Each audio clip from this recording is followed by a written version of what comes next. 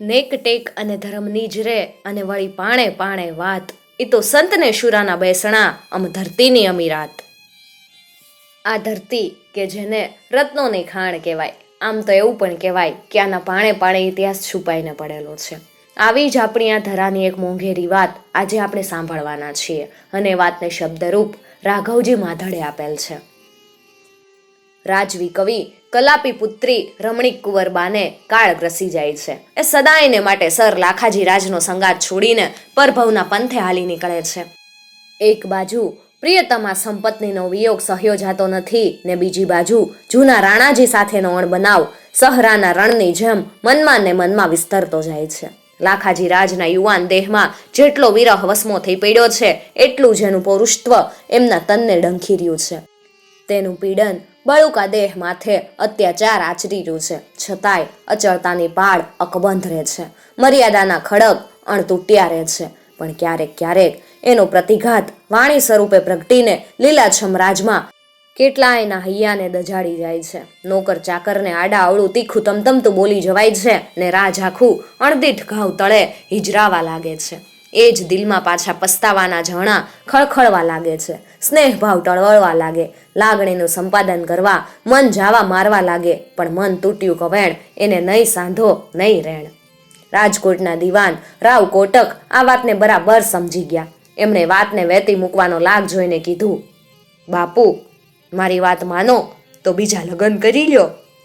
લાખાજી રાજે દિવાનને પ્રત્યુત્તર આપતા કીધું, દિવાન, તમે ઉઠીને આવી સલાહ આપો છો?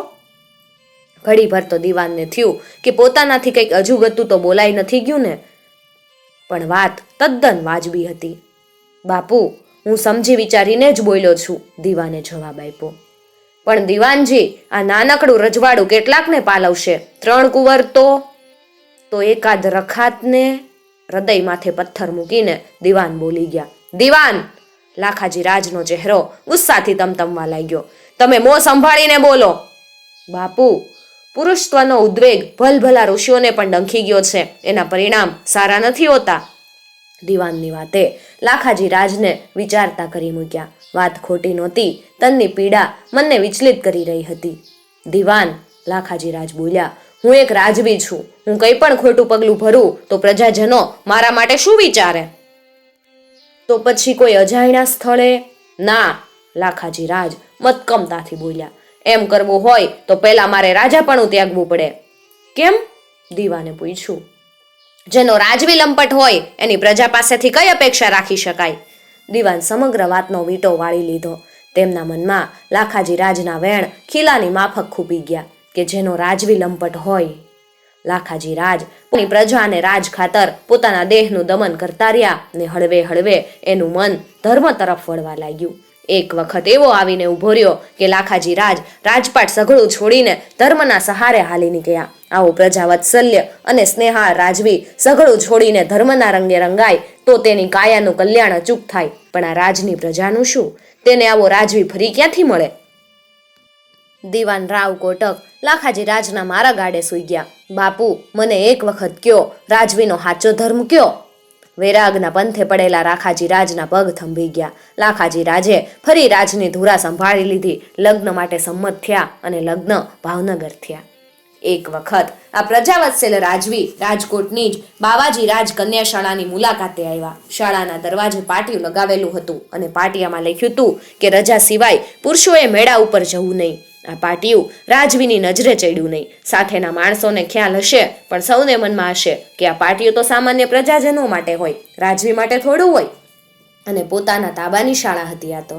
લાખાજી રાજ દાદર ચડતા આગળ વધ્યા. ત્યાં ફરજ પાલન અને શિસ્તના આગ્રહી એવા સ્કાઉટના શિક્ષિકા કાશીબેન સહેજ પણ થડક્યા વગર રાજવીને ટકોર્યા. બાપુ, આપ અમારા અન્નદાતા છો, પણ શું?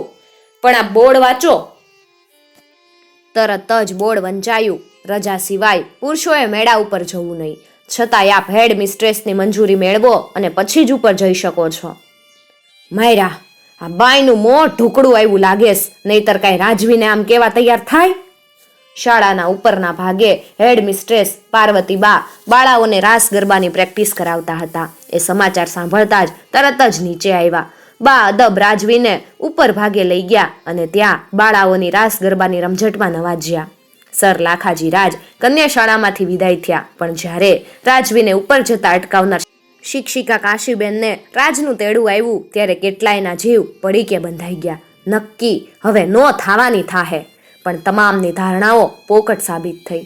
સર લાખાજી રાજે શિક્ષિકા કાશીબેનને તેની ફરજ, નિષ્ઠા અને શિસ્તના ભરપેટ વખાણ કરીને 2 માસનો પગાર ભેટ આપ્યો.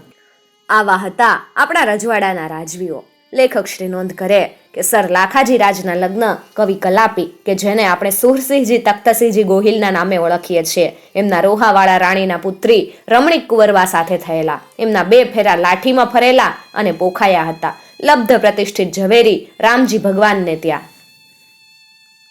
મિત્રો, આવી જ બીજી આપણી લોક સાહિત્યની વાતો સાંભળવા માટે ચેનલને જરૂરથી સબસ્ક્રાઇબ કરી અને સાથે આપેલું બેલ આઇકોન પ્રેસ કરજો, જેથી આવનાર નવા વિડીયોઝની નોટિફિકેશન સૌથી પહેલાં તમે મેળવી શકો. અને ખાસ વાત મિત્રો, અમારો ઉદ્દેશ ફક્ત અને ફક્ત આપણા વિસરાઈ જતા લોક સાહિત્ય અને આપણા ભવ્ય ધરોહર સમા ઐતિહાસિક વારસાને સાચવવાનો છે. કોઈ ધર્મ સંપ્રદાય કે જ્ઞાતિ જાતિને ઠેસ પહોંચાડવાનો કે એમનો પ્રચાર પ્રસાર કરવાનો અમારો કોઈ ઈરાદો નથી. મિત્રો, જો તમને વિડીયો ગમે તો તમારા દોસ્તો સાથે જરૂરથી શેર કરજો, જેથી આપણું આ ભવ્ય ધરોહર સમૂહ લોક સાહિત્ય વધુમાં વધુ લોકો સુધી પહોંચી શકે અને લોકો સાંભળી શકે.